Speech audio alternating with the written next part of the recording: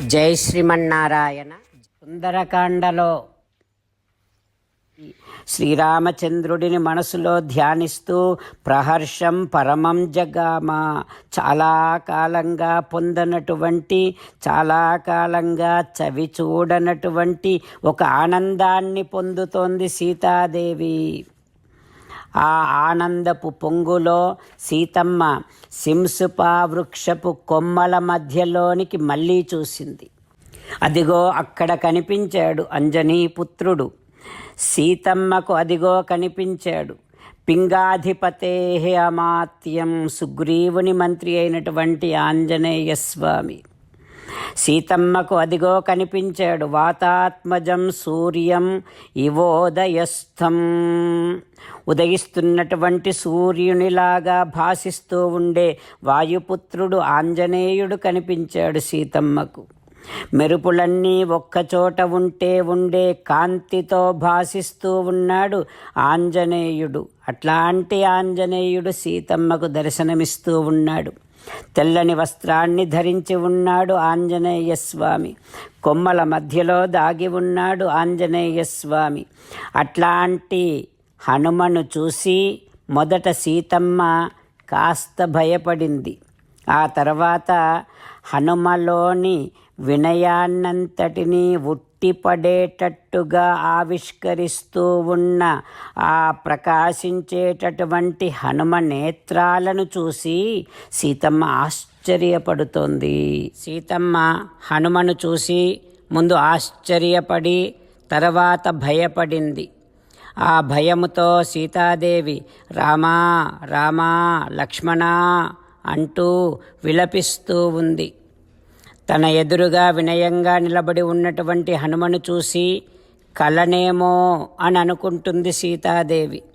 మళ్ళీ కాస్త ఆలోచించి ఇలా అనుకుంటుంది, నేను ఈరోజు వానరుణ్ణి చూశాను.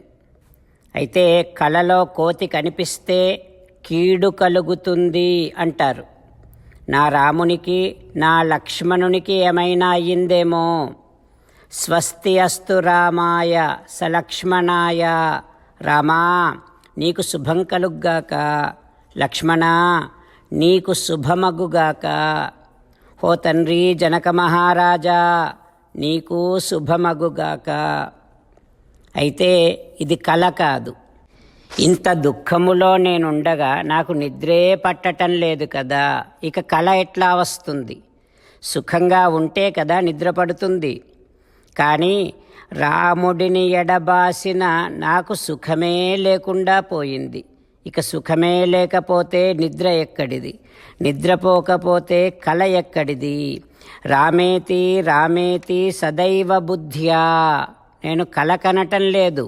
అయితే రామా రామా అని నా మనసులో తలుస్తూ ఉన్నాను కనుక విచింత్య వాచ బ్రువతీతమేవ, రామా రామా అని నేను పలుకుతూ ఉన్నాను కనుక నా మనోనేత్రముతో తస్యానురూపాం ప్రపశ్యామి, నా రామభద్రుడినే చూస్తూ ఉన్నాను కనుక నా చెవులలో నా రామభద్రుడి యొక్క దివ్యమైన కళ్యాణ గుణములే ప్రతిధ్వనిస్తూ ఉన్నాయి కనుక సర్వాత్మనా నేను రాముడినే ధ్యానిస్తూ ఉన్నాను కనుక ఇప్పుడు నాకు రామనామము వినిపిస్తుంది అని ఆలాపన వస్తుందేమో. ఇదంతా నా ఆలాపన కావచ్చు. అయితే ఆలాపన కాదు. ఇదిగో నా ఎదురుగా వానరుడు నాకు చక్కగా కనిపిస్తూ ఉన్నాడు, నాతో మాట్లాడుతూ ఉన్నాడు.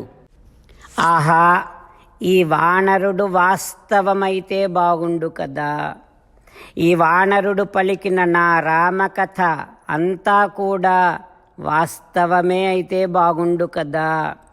ఇది కల కాకుండుగాక. రామచంద్రులను మనసారా ధ్యానము చేస్తూ పరమదయాలువు పరమశివుడు చెప్పిన పరమపావన రామనామాన్ని చెబుతూ మనము రామనామ గానము చేస్తూ ఉంటే అదిగో సీతారామచంద్రులు, పార్వతీ పరమేశ్వరులు, ఆంజనేయ స్వామి సకల దేవతలు, పితృదేవతలు, మహర్షులు, ఆచార్యులు, భాగవతోత్తములు అందరూ మనని చూసి ఆనందముతో అనుగ్రహిస్తున్నటువంటి దృశ్యాన్ని భావన చేస్తూ నోరారా రామనామగానము చేద్దాం. రామ రామ దశరథ రామ, రామ రామ దశరథ రామ, హే హే రాజా రామ, హే హే రాజా రామ, హే హే సీతారామ, హే హే సీతారామ. జై శ్రీమన్నారాయణ. భక్తులకు ప్రత్యేకమైనటువంటి విజ్ఞాపన. మీకు అన్ని విషయాలలో వెంటనే మంచి ఫలితాలు రావాలి అనంటే ప్రతిరోజు 1 నిమిషం వెచ్చించి నారాయణాస్త్రాన్ని చదవండి. ఇక మీకు తిరిగే ఉండదు.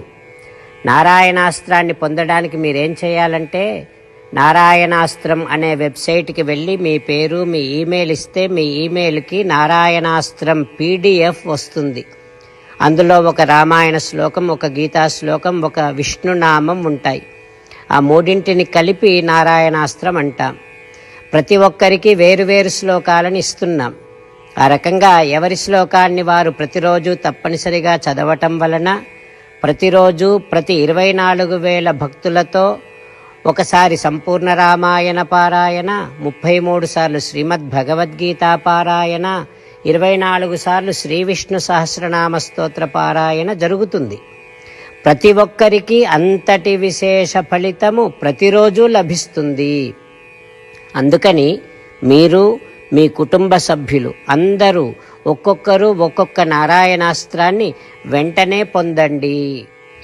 జై శ్రీమన్నారాయణ. శ్రీమద్ భగవద్గీత సారాంశముగా 18వ అధ్యాయములో 65 నుంచి 69 శ్లోకముల ద్వారా శ్రీకృష్ణ భగవానుడు మనందరినీ ఒక 8 పనులు చేయమని చెబుతూ పరమాత్మ ఈ రకంగా అంటూ ఉన్నాడు.